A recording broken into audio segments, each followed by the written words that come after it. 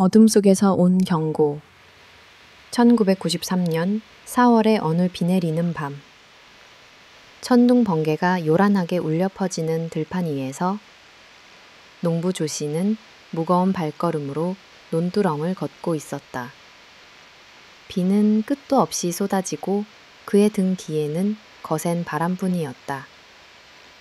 논 한가운데에 다다랐을 때 낯선 냄새가 비와 섞여 코를 찔렀다.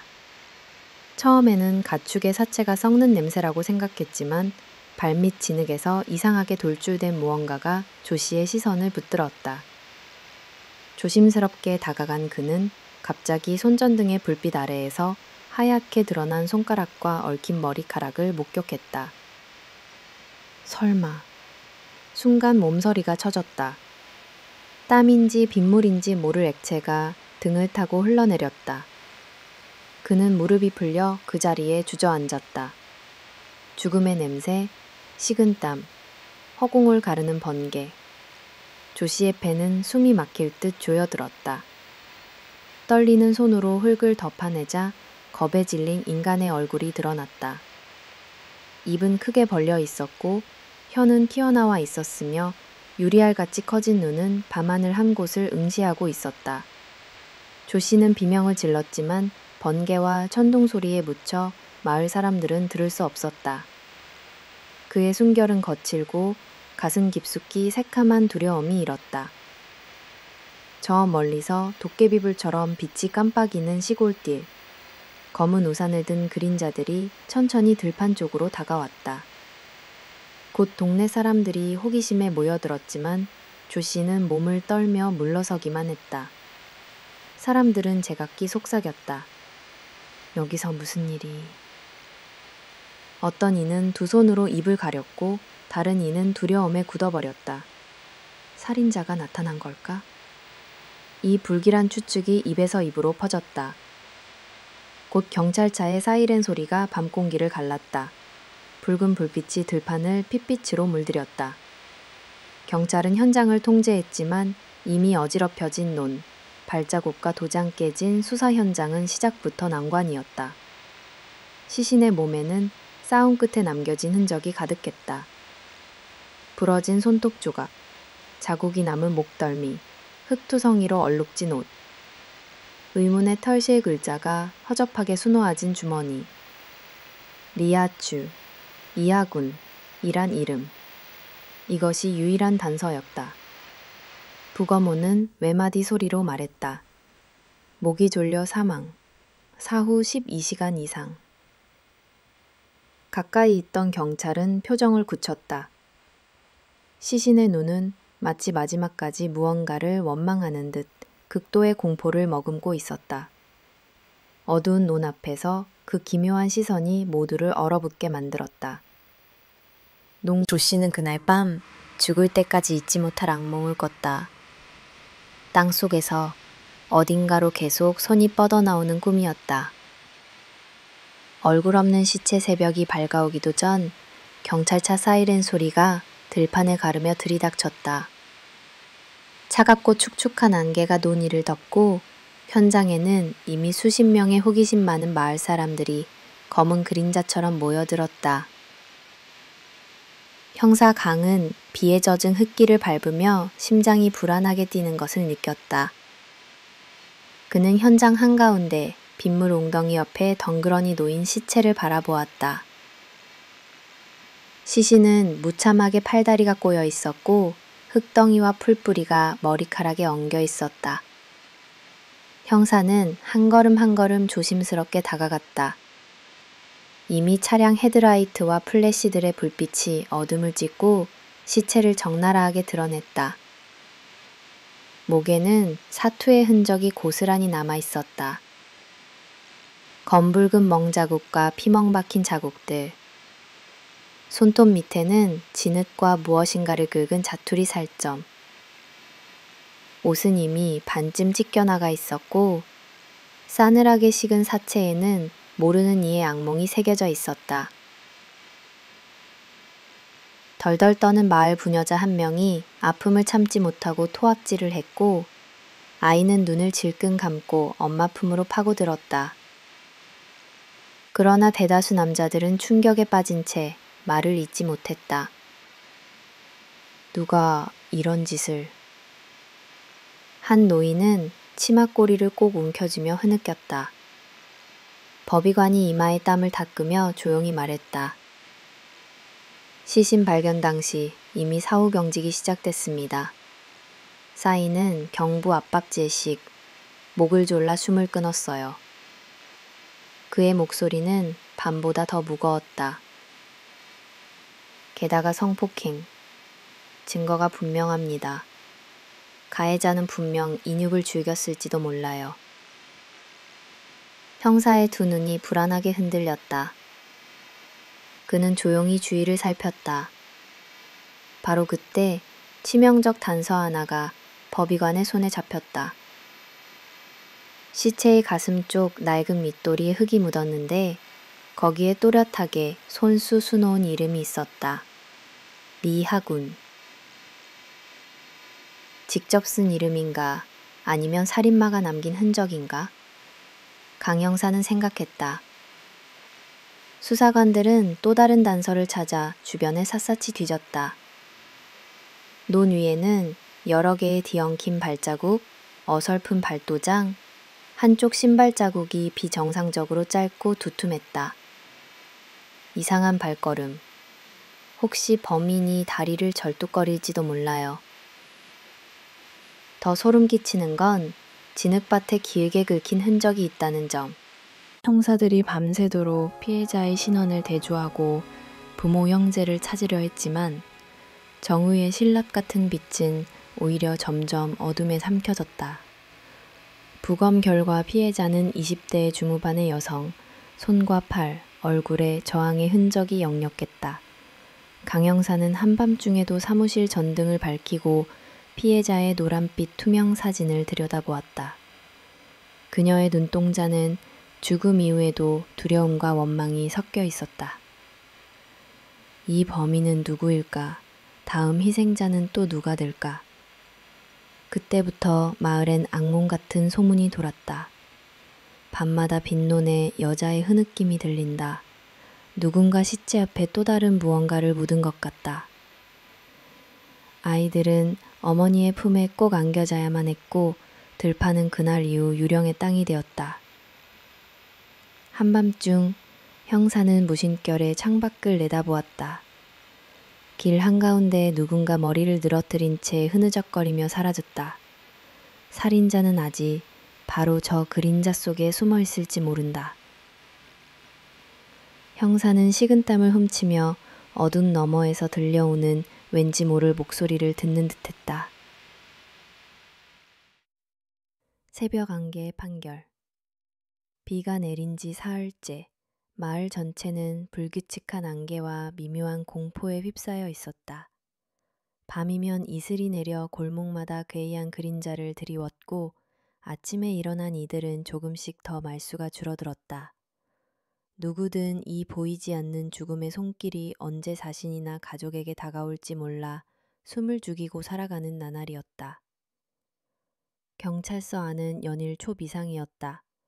사건이 발생한 이래 밤낮 없이 전화벨이 울려대고 누군가는 누렇게 뜬 얼굴로 커피잔을 움켜쥔 채 서류더미를 헤집었다. 벽에는 전국 각지에서 온 실종자 전단이 촘촘하게 붙어 있었고 지도의 여기저기에는 붉은 핀이 무수히 찍혀 있었다. 리아치 19명의 동명이인을 조사했지만 모두 생존해 있습니다. 형사 강의 목소리는 잠에 취한 것처럼 탁했다. 그는 서류를 쥐고 흰색 형광등 아래에서 눈을 가늘게 떴다. 갑자기 경위박이 달려왔다. 형사님, 또 실종 제보입니다. 이번엔 연마을 여성이 연락이 두절되었다고 합니다. 서로 눈빛을 교환한 경찰들은 한마디도 하지 못하고 등골이 서늘해졌다. 시간이 없다. 범인은 아직 이 근처에 있다. 한시라도 빨리 단서를 찾아야 한다. 깊은 밤, 경찰서 입구까지 방향 감각을 잃은 듯한 주민들이 전단지를 손에 들고 몰려들기 시작했다. 비 내리는 창밖, 골목 어귀에서 누군가 흐느끼는 소리가 들렸다. 형사는 시계 바늘 소리조차 무섭게 느껴졌다.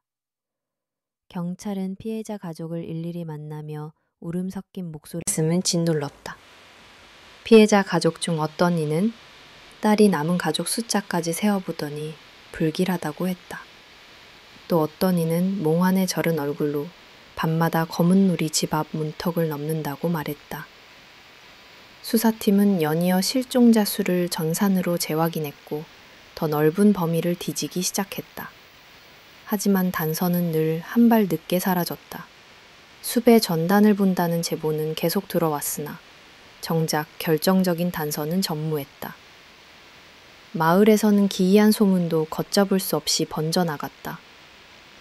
어젯밤에 논에서 하얀 옷을 입은 여자가 흔들거리며 돌아다녔다.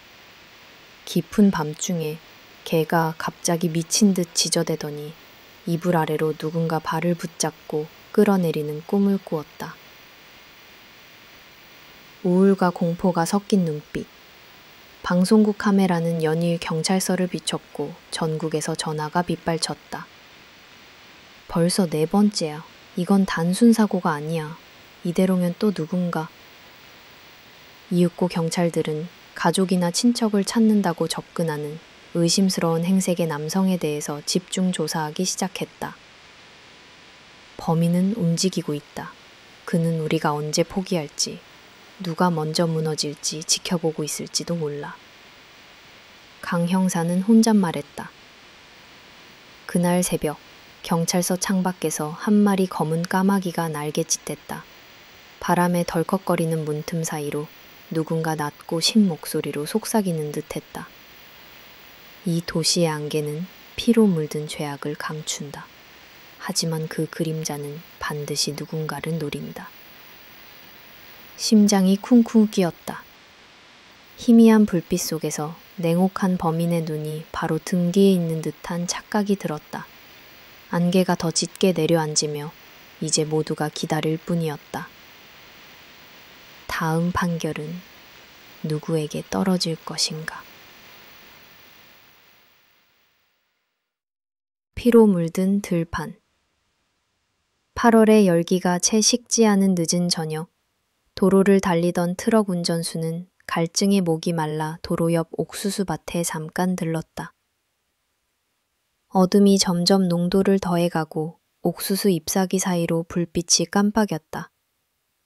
하지만 아무리 가까이 다가가도 그 빛은 사리지고 대신 코를 찌르는 썩은 내음이 더 진동을 했다. 운전수는 무엇인가에 홀린 듯 빛을 향해 걸음을 내디뎠다. 그때 권총탄처럼 강렬하게 몰려오는 악취에 그 자리에 멈춰섰다.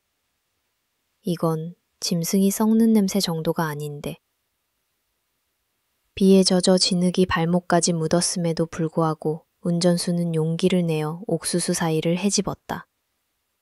손 쫓는 불빛이 닿는 곳마다 둥글게 짓눌린 식물줄기와 어지럽게 흩어진 옷가지가 드러났다. 그 순간 진흙 위에 희뿌연 형체가 드러났다. 그는 빙을 땅에 찧었다. 땅 위에는 벌겋게 부푼 여성의 시신이 반쯤 제자리에 파묻혀 있었다.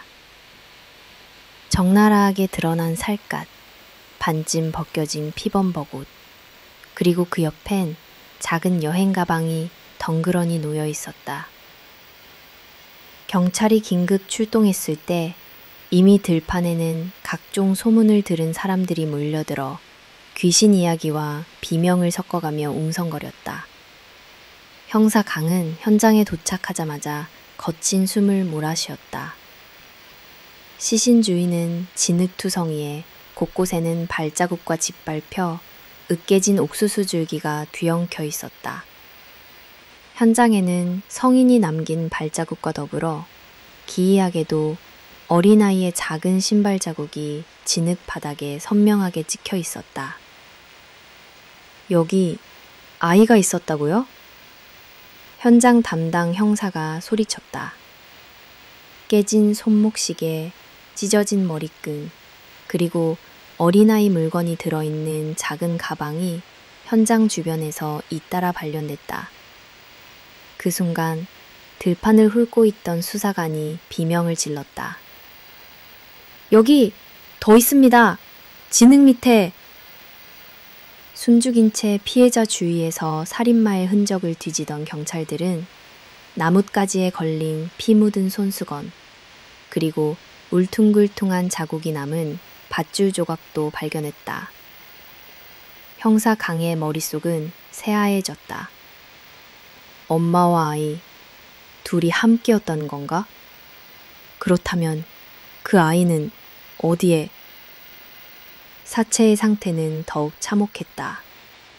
복부와 팔목에는 저항의 흔적이 깊이 남아 있었고, 목을 조르는 데 쓰인 천조각이 세 겹으로 단단히 매여 있었다.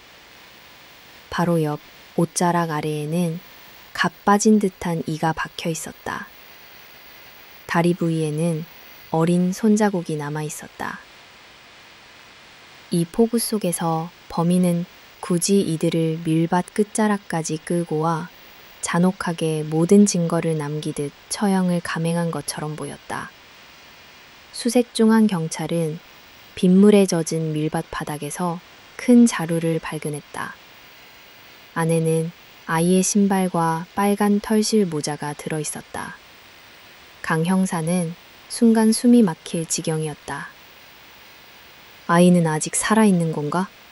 아니면 그 밤 옥수수밭 한가운데에선 여전히 벌레 울음소리가 공포처럼 피어올랐다. 달빛 아래 들판을 기도하듯 맴도는 늙은 마을 주민들이 작은 소리로 속삭였다. 옛날 이 밭에서 사라진 사람은 모두 다시 돌아오지 못했지. 이제 곧 우리 동네 전체가 저주받을 거야. 경찰은 시체 인근에서 범인의 흔적을 더듬으며 밀려오는 두려움에 손이 떨렸다. 흐느끼며 경찰서를 찾았다. 아내와 딸이 기차를 타고 이곳에 오기로 했는데 소식이 없습니다. 목 넣어 우는 아버지의 절규 위로 창밖의 어둠은 한없이 깊었다. 그날 이후로 그 옥수수밭은 더 이상 평범한 들판이 아니었다. 밤마다 등불 하나 켜지지 않고 사방에서는 아이 울음소리 같은 바람이 지나갔다. 마을 사람들의 마음에선 아무도 말로 꺼내지 못한 저주와 공포가 점점 불어났다. 그리고 어둠 속에선 누군가 다른 희생자를 기다리고 있었다. 분위기와 세부 묘사를 더 원하시면 혹은 특정 인물의 시점으로도 확장 가능합니다. 언제든 요청 주세요. 삼켜진 아이. 그날 아침 비가 내린 들판에는 기묘한 정막이 감돌았다. 옥수수밭 사이를 타고 흐르는 바람은 아이 울음소리를 닮은 듯 길고 슬픈 곡선을 그렸다. 사건 현장은 아직 출입이 통제 중이었지만 먼 곳에서 울부짖으며 달려오는 남자의 목소리는 누구보다 절박했다. 아내는 딸과 함께 저 기차에 오르기로 했어요. 그런데 남자 연님무는 절망이 찬 얼굴로 경찰 앞에 무릎을 꿇었다. 그의 손에 쥐어진 것은 구겨진 가족사진 한 장, 그리고 딸의 분홍색 곱창머리끈. 경찰관들은 현실을 직시하지 못한 채 당황스러운 눈빛으로 그를 바라보았다. 사건 현장에는 이미 수사 관계자들이 모여 바짝 긴장한 공기를 내뿜었다. 들판 곳곳에 경찰 테이프가 바람에 흔들렸다. 하지만 많은 사람들은 묘한 습관처럼 옥수수밭 방향을 피해 지나갔다. 밤마다 들판을 맴도는 아이의 울음소리, 그리고 풀밭 구석에서 종종 발견되는 아이 신발과 작은 손도장 자국. 누구도 감히 그곳에 발을 들이미지 못했다. 연님무는 부인과 딸의 사진을 안고 온종일 그 자리를 떠나지 못했다. 그가 목을 놓아 흐느끼는 소리는 들판 끝까지 퍼져나갔다. 경찰관님, 제 딸만이라도 제발 찾아주세요. 제 딸은 오늘 밤도 분홍색 원피스를 입고 있었을 거예요. 혼자 어둠을 너무 무서워합니다. 실종 수색이 시작됐다. 곳곳에 분홍 리본이 묶인 실종 전단지가 붙기 시작했고 어머니 친척들이 이마에 땀을 흘리며 혹여나 하는 마음으로 골목길과 논두렁을 뒤졌다. 밤이 되자 마치 이 사건이 저주처럼 마을을 감쌌다. 해가 지면 아무도 논밭두렁이 서질 않았고 어린아이들은 문단속을 2번, 3번 확인하는 어미품을 떠나지 못했다. 누구도 밤늦게 혼자 화장실을 갈 수 없었고 장롱 속에 나쁜 아저씨가 숨어있 이상한 소리에 소스라치게 놀랐다. 들판에서 아이 울음이 들린다는 사람들이 늘어났고 부엌 창밖을 내다보면 저 멀리에서 작은 분홍색 그림자가 서성인다는 이야기까지 퍼졌다. 이따금 밤마다 마을 어귀에서 걸음이 느긋한 다리를 절뚝이는 남자의 실루엣을 봤다는 증언도 이어졌다. 목발을 짚은 남자가 밤마다 들판을 맴돈다는데 혹시 대한민국 어디서든 그렇듯 이런 괴담은 두려움과 불신을 더 키웠다. 아이들이 모인 동네 골목 어두컴컴한 숲길에서 누가 작은 속삭임에 귀를 기울였다. 그 애는 어쩌면 지금도 마른 풀 위에 혼자 울고 있을지도 몰라. 어른들은 서로 눈을 마주치지 못했고 경찰들도 점차 지쳐갔다. 이윽고 밤마다 집집마다 여린 목소리로 기도 소리가 퍼졌다. 부디 우리 아이만은, 부디 이 집만은 아무 일 없기를. 넷님무는 며칠 내내 잠들지 못한 얼굴로 아이의 사진을 꾹꾹 찢긴 손으로 감싸준 채 경찰서와 논두렁을 오갔다. 어느 늦은 밤 그는 홀로 들판을 방황하는데 안개 속에서 분홍 원피스를 입은 꼬마의 뒷모습이 어렴풋이 비쳤다. 그는 미친 듯이 달렸지만 손끝이 닿을 것도 없이 그 그림자는 바람에 녹아 사라졌다. 다음 날 바람에 쓸린 채 다시 나타난 작은 신발 한 짝과 분홍색 머리끈. 경찰은 혼란에 빠졌다.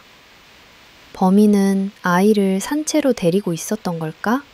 아니면 수많은 사람들의 슬픔과 공포, 죄책감과 분노가 한데 뒤섞여 그 마을을 질식시켰다.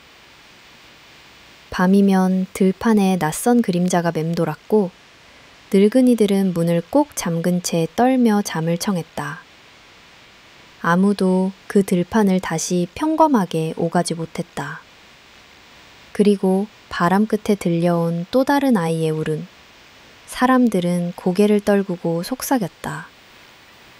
그 아이는 이제 어둠에게 삼켜진 것. 사그라들지 않는 슬픔과 두려움, 그리고 들판 어귀에 박힌 고요한 저주의 시선이 마을을 천천히 집어삼키고 있었다. 변이된 죽음. 반년이 흘렀다. 하지만 이 작은 시골 마을 보정의 밤은 여전히 안개와 죽음의 그림자에 포위당해 있었다.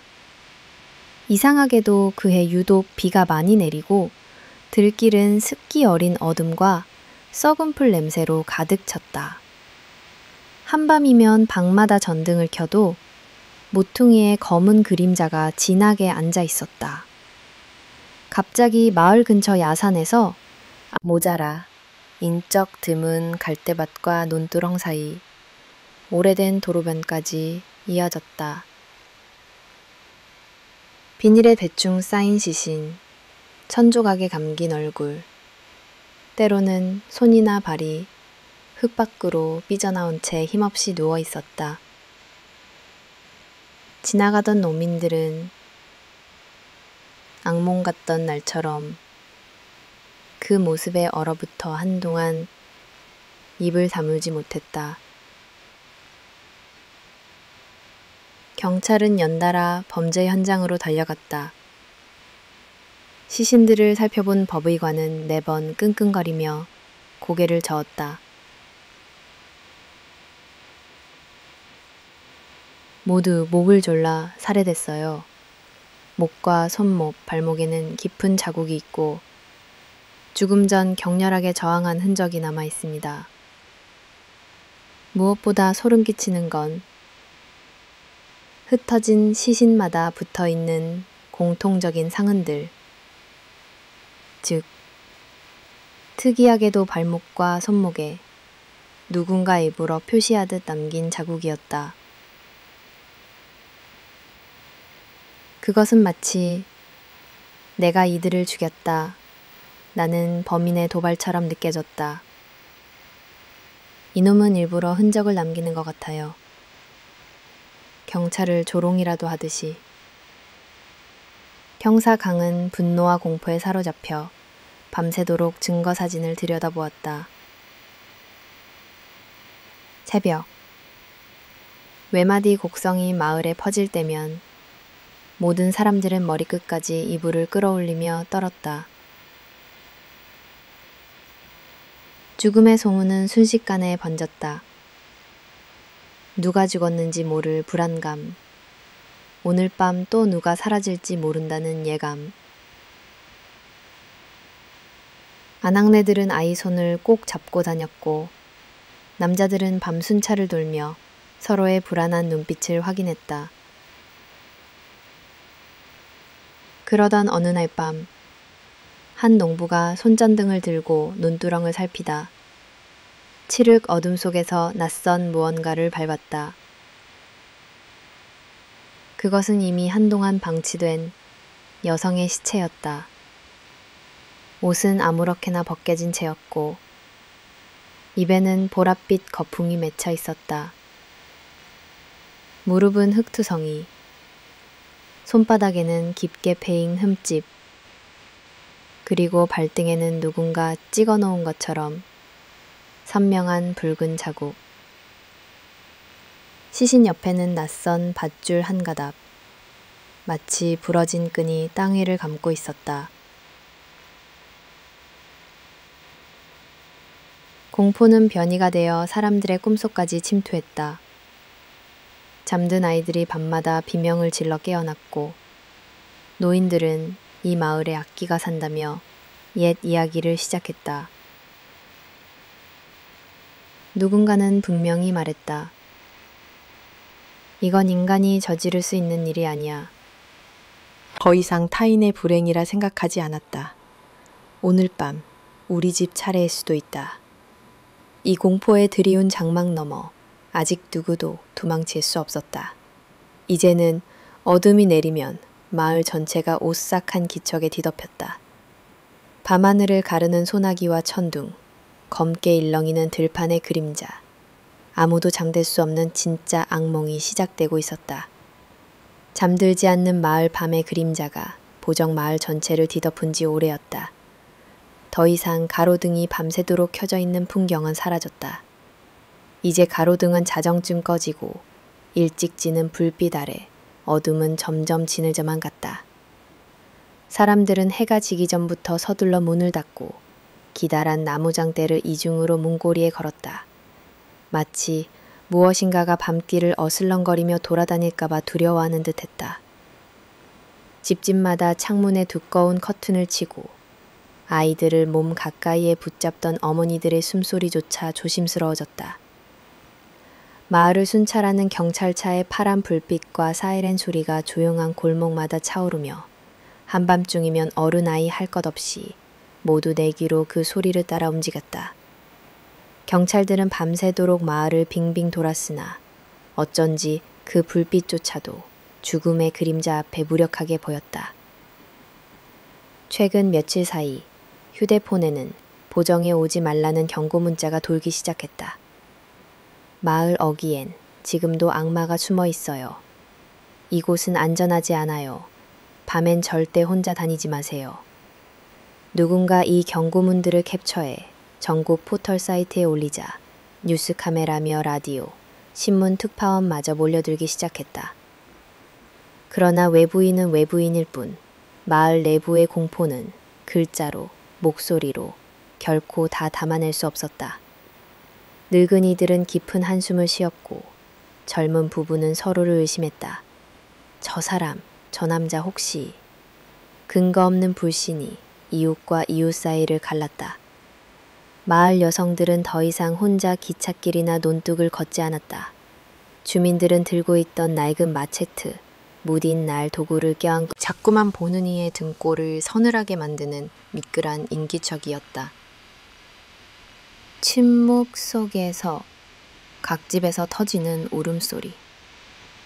어느 집에서 엄마가 아이의 입을 막고 가늘게 떨리는 손으로 이불을 꼭 붙잡았다. 잠시 잠든 척하던 남자들은 문밖 인기척에 벌떡 일어나 망치를 들었다. 불안과 의심은 경찰 내부에서도 점차 확산됐다. 도대체 그는 누구인가? 혹시 바로 우리 곁에 있었던 게 아닐까? 경찰서에서 밤새도록 조서를 검토하는 형사 강의 눈은 점점 핏발이 섰다. 이놈은 분명 우리가 놓치고 있는 틈에서 우리를 엿보고 있다. 마을엔 어느새 새로운 괴담이 공기처럼 떠돌았다. 범인은 악마가 아니라 바로 우리 이웃일지도 모른대. 저 웃으며 인사하는 남자가 어제도 도랑 옆을 서성이던 사람 같지 않아? 밤이 가장 깊은 시각. 마을 어귀를 창백한 초승달이 비출 때 누군가는 미닫이문 뒤에서 소리 없이 우는 소리를 들었다고 했다. 누군가는 사방에 흔들리는 그림자 속에서 자신에게 살기 어린 눈이 달라붙는 걸 느꼈다. 누구도 그 공포에서 해방될 수 없었다. 시계 초침 소리조차 굵어지고 바람에 흔들리는 대문 소리는 점점 누군가 문을 두드리는 듯 들렸다. 보정이라는 작은 마을, 이제 아무도 밤을 온전하게 지새우지 못한다. 이 마을을 감시하는 진짜 괴물은 바로 불심과 공포, 그리고 서로가 서로를 의심하는 무형의 어둠임을 그 누구도 감히 입 밖으로 꺼내지 못할 뿐이었다. 원하시는 인물별 심리 전개, 추가적 사건, 혹은 범인 또는 피해자 시점 등 확장 요청도 가능하니 말씀해 주세요. 유령의 흔적. 어둠이 완전히 내려앉은 심야. 경찰차는 시동을 건 채 들판 끝을 밝히고 있었다. 오늘은 어딘가 이상했다. 바람은 더 차갑고 달은 뿌옇게 흐려져 있었으며 하늘 위 구름은 금방이라도 쏟아질 듯 검게 아귀를 벌렸다. 공항 근처에 버려진 허허 벌판, 점점이 남겨진 바퀴 자국과 쓰러진 철조망. 경찰들은 이곳이 범인의 새로운 무대가 될 수 있다는 불길한 예감에 불안해했다. 여기입니다. 경사 최가 소리쳤다. 진흙더미 위 형광 손전등이 멈춘 곳에 낯선 신발 자국이 뚜렷했다. 경찰들은 숨을 죽이며 바닥을 살폈다. 뭔가 숨어있는 것처럼 느껴졌다. 조명 아래에선 괴상하게 구부정하게 긁힌 자전거 타이어 자국이 진흙 위에 깊게 패여 있었다. 마치 범인이 스스로를 감시하는 경찰을 비웃듯 현장 곳곳을 유유히 거닐었던 것이다. 형사 강은 수첩을 덮으며 단호하게 말했다. 이런 자신감은 곧 잘못된 확신으로 이어집니다. 반드시 약점을 남겼을 것. 하지만 진흙 위의 발자국은 몇 미터를 더 가더니 금세 풀숲에서 자취를 감추었다. 그 마지막에 시간이 멈춘 듯한 공기가 있었다. 푸석푸석 흩어진 그 주변엔 다시 이상한 흔적이 발견되었다. 긴 툴에 찍힌 작은 핏자국, 담배꽁초 흔적, 그리고 범인이 일부러 어설프게 감춘 듯한 헝겊 조각. 경찰들은 이 의도적인 방치, 도발과도 같은 종적에 오싹해졌다. 이게 뭐지? 형사 박이 헝겊을 펼쳐보자 그 안엔 어린아이를 위한 새초롬한 인형의 단추가 박혀 있었다. 혹시 이번에도 아이가 연루된 건가? 그 순간 누군가 풀 한가운데서 섬뜩하게 퍼지는 웃음소리를 들었다고 속삭였다. 모두가 움찔했다. 거센 바람이 불자 철조망이 긁히는 슬픈 소리와 함께 작은 그림자가 먼 들판을 가로질렀다. 현장에 남겨진 범인의 발자국, 타이어 자국, 조롱하듯 골짜기를 파고든 휘어진 발자국, 그리고 음흉한 듯 남겨진 작은 흔적들. 이 모든 것들은 범인의 유령 같은 실존을 증명하고 있었다. 형사 강은 밤하늘을 올려다보며 중얼거렸다. 그 잔은 우리를 여기까지 유인하고 있다. 자신의 그림자가 마치 마을 전체를 지배하고 있다는 듯이. 이윽고 경찰 중 한 명이 숨어있던 갈대밭에서 쓰러져 있었다는 것을 알아차렸다. 다리는 휘청거렸고 눈동자는 겁에 질려 떨렸다. 난 검은 그림자를 봤어요. 분명 내 바로 옆에서 던지듯 지나갔어요. 긴장감이 최고조에 달했던 그 밤, 누군가는 현장에서 조용히 떠나거나 혹은 어쩔 수 없이 울음을 삼켰다. 밤이 깊어지고 들판에는 인간의 손길이 닿지 않는 또 다른 존재가 지키고 있다는 불길한 예감만이 남았다. 사라진 발자국, 바람 따라 떠도는 아이의 낮은 울음, 그리고 아무도 대답하지 않는 죽음 뒤편의 침묵. 경찰과 마을, 모두가 그 유령의 흔적에 사로잡혀 잠들지 못했다. 그리고 누군가는 영영 돌아오지 못했다. 은 피해자 한여름의 물안개가 들판에 자욱이 덮은 밤, 경찰들은 오늘도 또 다른 시신이 발견될까 미친 듯이 허허벌판에 내달렸다. 초점 잃은 듯 퀭한 눈을 한 여자가 진흙탕 위에 쓰러져 있었다. 낡은 청바지는 잔뜩 찢겨 있었고 하얗던 셔츠는 피와 진흙이 번져 있었다. 이름은 우엉리. 공장에 다니던 젊은 여자였다. 그녀의 목에는 새빨간 자국이 굵게 감겨 있었고 숨을 쉴 때마다 괴로운 곡소리가 새어나왔다. 하지만 그녀는 살아 있었다. 간신히. 어떻게든 살아남았다. 경찰차 조명이 그녀의 얼굴을 밝힐 때 우엉리는 비명을 삼키며 바닥에 손톱을 박았다. 형사 강이 숨을 고르며 조심스럽게 다가가 속삭였다. 괜찮아요. 이제 안전해요. 천천히. 무슨 일이 있었던 거죠? 두려움에 물든 눈동자가 흔들렸다. 우엉리는 화들짝 몸을 움츠리며 중얼댔다. 그 남자가 저를 죽이려고 했어요. 쉰 목소리로 그녀는 간신히 말을 이었다. 목에 줄을 감고 숨을 못 쉬게 웃으며 무서운 웃음. 하지만 그 순간 그가 방심했을 때 저는 죽은 척 했어요. 숨도 참았고 눈도 감았어요. 그랬더니 그 남자는 저를 놓쳐줬어요. 전 그 틈에 소리 없이 도망쳤어요. 현장은 아수라장이었다. 형사들이 현장 인근을 수색하자 풀이 짓눌린 자국, 밧줄과 더러운 손수건, 그리고 낡은 운동화 자국이 뒤엉켜 있었다. 가해자는 어땠나요? 기억나는 게 있나요? 경찰의 질문에 우엉미는 온몸을 떨며 숨을 몰아쉬었다. 그 사람 눈이 가늘고 등이 조금 굽었어요. 다리가 이렇게. 그녀는 불안하게 손으로 뭔가를 곡선처럼 그렸다. 마치 발이 안으로 휘어진 듯한 동작. 걸을 때 두 다리가 휘어서 뒤뚱뒤뚱 걸었어요. 계속 비웃듯이 웃었어요. 자기 스스로 넌 곧 내 인형이 될 거야 라고 중얼거렸어요. 신문실로 옮겨진 우엉리는 밤새 가쁜 숨을 쉬며 목줄의 따가움을 기억 속에서 떨쳐내려 애썼다. 하지만 악몽처럼 그 남자의 끈적한 손길, 미끈하고 변태적인 그 숨소리가 자꾸만 귓가를 맴돌았다. 경찰은 현장에 남은 모든 단서, 지문, 밧줄, 운동화 자국, 그리고 기형적으로 휘어진 발자국을 모았다. 며칠이 지난 후 마을엔 다시 한번 공포가 번졌다. 살인마가 아직 돌아다닌다. 어젯밤에도 또 여자가 늦게 귀가하다 실종됐대.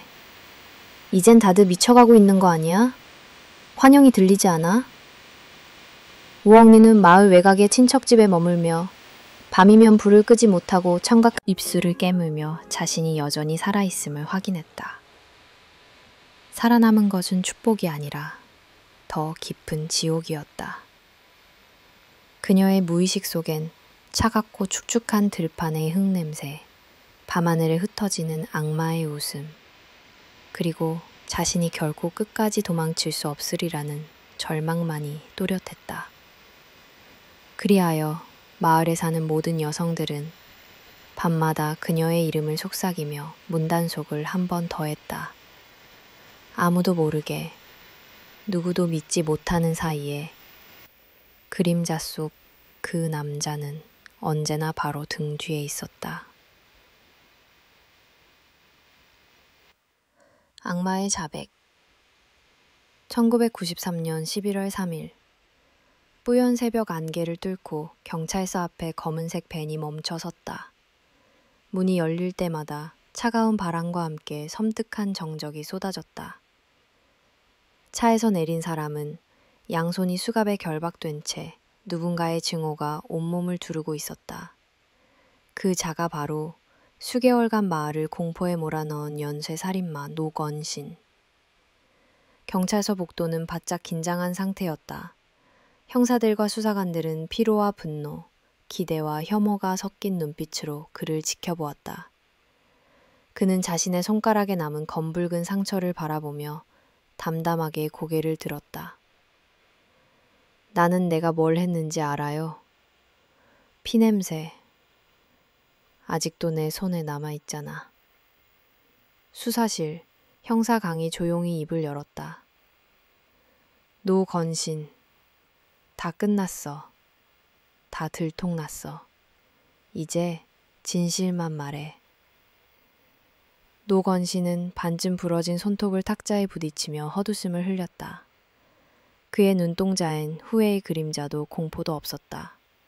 오히려 잔잔한 쾌감과 공허가 교차하는 섬뜩한 평온만이 깃들었다. 침묵 끝에 그는 마치 체면술에 걸린 듯 낮게 읊조리기 시작했다. 처음엔 그냥 궁금했어. 매번 밤이 오면 나는 어둠 속에서 미묘한 울림을 느꼈지. 어릴 때 어머니와 계모를 몰래 관찰하던 그 감각, 내가 살아있음을 느끼게 해준 유일한 순간. 처음으로 죽음을 맛볼 땐 두려움보다 희열이 더 컸어. 사방이 고요해졌다. 현장에 남아있던 혈흔, 파손된 손톱, 아이의 인형 리본, 찢긴 셔츠 조각, 모든 증거가 악마의 고백과 정확히 맞물렸다. 난 희생자들의 이름을 기억하지 않아. 그 순간 그들은 모두 껍데기일 뿐이었지. 목을 졸라 그 숨이 멎는 마지막 소리. 마치 어린 시절 듣던 자장가 같아. 여자들의 눈동자가 흐릿해지는 순간 나는 신이 된 것 같았지. 형사 강은 주먹을 움켜쥐었다. 왜 어린아이까지? 대체 넌 무슨 짓을 한 거야? 노건신의 얼굴엔 일그러진 슬픔과 광기가 얽혀들었다. 엄마가 항상 나를 두고 어디론가 떠났으니까 나는 아무도 나를 안아주지 않았다. 그래서 그들의 고통을 보며 내 외로움을 덜어냈던 거야. 어둠과 혼자가 얼마나 춥고 무서운지 모두 나처럼 느껴야 했어. 수사실 안엔 증오와 슬픔, 연민과 분노가 퍼졌다. 경찰들은 저마다 손에 힘을 주고 일부는 눈시울을 붉혔다. 노건 씨는 그러나 고개를 푹 숙이고 이내 나지막이 읊조렸다. 그냥 그 순간의 해방감이 너무 좋았어. 난 죽음과 피를 통해서만 진짜 살아있다는 걸 깨달았거든. 형사 강은 이마에 송골송골 맺힌 땀을 닦고 사진들을 늘어놓았다. 이 희생자 중 누가 기억나나? 한 명이라도 이름을, 얼굴을 떠올릴 수 있나? 노건 씨는 지그시 다문 입을 열었다. 아니, 내 눈엔 모두 같았어. 죽을 때는 다들 무표정했고, 다들 숨소리가 똑같았고, 다들 껍질 뿐이었어. 내 안에 허기가 가장 깊게 채워질 때, 그때 세상의 모든 소음이 사라지고 나만의 세상이 열렸지. 형사 강은 의자를 밀치며 자리에서 일어나 외쳤다. 넌 괴물이야. 인간이 아니야. 이 순간 노건 씨는 고요히 웃었다. 그럴지도 몰라요. 하지만 인간의 얼굴을 하고 산 괴물이 당신 곁에, 누구나 곁에 언제든 있을 수 있다는 사실이 더 두렵지 않나요? 유리창 밖으로는 창백하게 떠오른 아침 햇살이 흐려지며 수없는 비명이 기억을 물들였다. 노건신의 고백은 마치 영원히 끝나지 않을 저주처럼 형사들의 귓가를 울렸다. 천사의 가면 속에서 노건신이 경찰의 증거 앞에 드러난 후 마을은 말로 다할 수 없는 충격에 휩싸였다. 모두가 알던 그 선량한 구두 수상공, 가난한 이웃의 신발을 공짜로 고쳐주고 가게 처마 밑에 둥지를 튼 첨새들을 위해 쌀을 뿌려주던 남자였다. 장터에 나가면 아이들에게 빙그레 웃으며 사탕을 쥐어주곤 했다. 누가 봐도 수더분하고 오히려 연민을 자아내는 구불구불한 등허리와 서툰 미소, 느릿한 걸음걸이. 그런 그가 마을을 공포에 떨게 한 연쇄 살인마였다니. 속에서 골마가는 악마를 알아차릴 수 없었다. 이웃 노인은 회상했다. 노건 씨는 사람 좋은 구두 수선공이었지. 가난한 집 딸의 신발끈을 묵묵히 묶어주고 평소 땀에 젖은 손으로 시장 바닥을 쓸기도 했으니까. 하지만 이웃의 따스한 시선기에는 알지 못한 불길한 기운이 숨어 있었다. 누군가는 밤길에서 그가 혼잣말을 중얼거리며 종이 인형을 뜯고 있는 걸 본 적 있다고 했다. 누군가는 어린이를 껴안는 손끝이 이상하게 집요했다고 속삭였다. 또 다른 누군가는 그의 눈동자가 가끔 해가 질 무렵 이상하리만치 차갑게 변하는 걸 느꼈다. 경찰 조사 결과 노건신의 작업실에서는 구겨진 여아의 머리끈, 찢긴 앞치마, 이름표가 떨어진 인형 등 희생자들을 연상시키는 물건이 십수개나 쏟아져 나왔다. 그는 꼼꼼히도 그런 것들을 상자에 모아두고 있었다. 한편 마을 사람들은 점점 자기 자신을 의심하기 시작했다. 우리가 그를 너무 헐값을 믿었던 것 아닐까요? 모두가 손길 하나에 감동했지만 그 손이 누군가의 목을 조를 줄 누가 알았겠어요. 어린 시절 그의 주변에 있었던 이들조차 무섭고도 씁쓸하게 자신들의 무지와 방심을 되새겼다. 마치 누군가 불을 끄지 않은 방에 숨어있던 그림자가 이제야 드러난 것처럼. 특히 경찰은 그가 범행이 없는 날은 평소보다도 더 친절하고 아이에게 선행을 베풀었다는 사실에 집중했다. 마치 자신의 잔혹함을 착함으로 씻어내려는 듯한 기이한 규칙성. 범행 전날이면 동네 앞마당을 쓸고 노약자를 도우며 가장 후미진 골목에 있는 어린이집 앞에서 지켜보듯 얼쩡거렸다. 형사들은 소름을 눌러 삼켰다.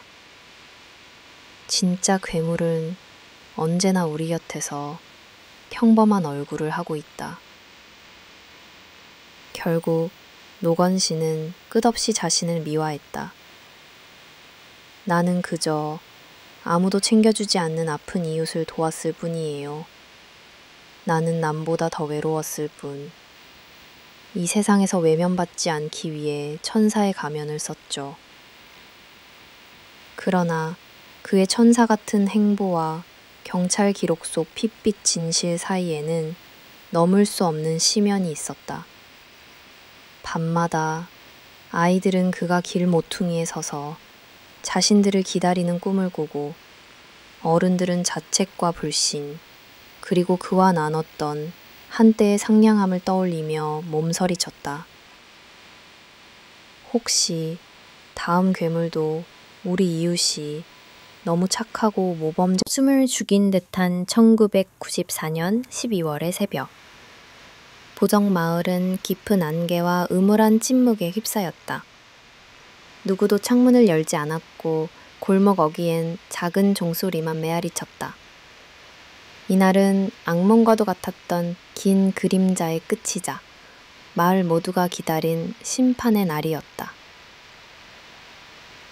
새벽이 밝기도 전에 경찰서 앞마당은 수십 명의 군중으로 뒤덮였다. 희생자 가족들과 분노한 주민들, 언론과 경찰, 그리고 죽음의 그림자에 갇혀 울부짖는 이들의 절규가 차가운 공기를 가르고 넘실거렸다. 낡은 수감복을 입은 노건 씨는 포숨줄을 묶인 채 담담하게, 그러나 속을 알 수 없는 표정으로 법정에 걸음을 옮겼다.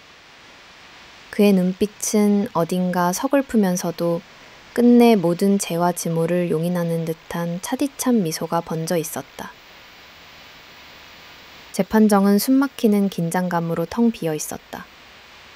법정 한편엔 희생자 유가족의 단호한 오열이, 또 한편엔 철통같이 무장한 경찰, 그리고 온 도시의 두려움과 분노가 치명적인 침묵 속에 담겼다. 재판장은 의연하게 목소리를 높였다. 노건신, 당신은 1993년 4월부터 1994년 8월까지 다수의 무고한 여성과 아이를 유인하여 무자비하게 살해하고 유기한 혐의를 인정합니까? 노건신은 고개를 들고 잠시 침묵하다 조용히 중얼거렸다. 나는 내가 뭘 했는지 압니다. 다만 이 세상 누구도 내 외로움과 어둠을 이해하지 못했을 뿐이죠. 방청석에선 무언가 금이 가는 소리처럼 여러 명이 숨을 삼켰다. 희생자 어머니는 울먹이며 외쳤다. 내 아이의 마지막을 당신은 어떻게 기억합니까? 노건 씨는 잠시 멈칫하다 이내 회색빛 눈동자로 법정을 쓸어봤다. 난 기억하지 못합니다. 그 순간 나는 이미 사람이 아니었으니까. 재판장은 부드러웠던 목소리를 한껏 높였다. 마을의 평화와 신뢰를 짓밟고 인간의 모습을 한 채 악마가 될 선택을 한 자에게 법은 결코 자비를 베풀지 않을 것이다. 이에 검찰은 남아있던 모든 증거와 진술, 희생신에 남겨진 머리끈, 혈흔, 그리고 범행이 반복될 때마다 보정마을 전체를 집어삼킨 공포를 낱낱이 제시했다. 피해자들의 울음소리, 밤마다 들판에 퍼졌던 소문, 그리고 누구도 치유하지 못할 상흔. 변호인은 한 줄기 연민을 담은 듯 그는 누구보다 외롭고 약한 인간이었다며 극형이 아닌 인간적 처벌을 호소했지만 법정의 분노와 한겨울의 냉기 앞에 그 목소리는 숨죽인 침묵이 뒤섞이며 법정은 이내 거대한 무덤처럼 무겁게 가라앉았다. 집행이 결정된 날, 노건 씨는 짧은 오후의 햇빛 아래 구금실 창문 너머로 비치는 먼 들판을 오래도록 바라보았다. 그날 밤 형사들은 마지막 질문을 던졌다. 마지막으로 남길 말이 있나? 노건 씨는 조용히 눈을 삼켰다. 내가 죽는다고 세상의 괴물이 사라지지는 않을 거예요. 빗속에 숨은 그림자, 그건 언젠가 또 다른 얼굴로 다시 올 겁니다. 다음 날 새벽, 노건 씨는 차가운 총알 소리에 맞닥뜨렸다.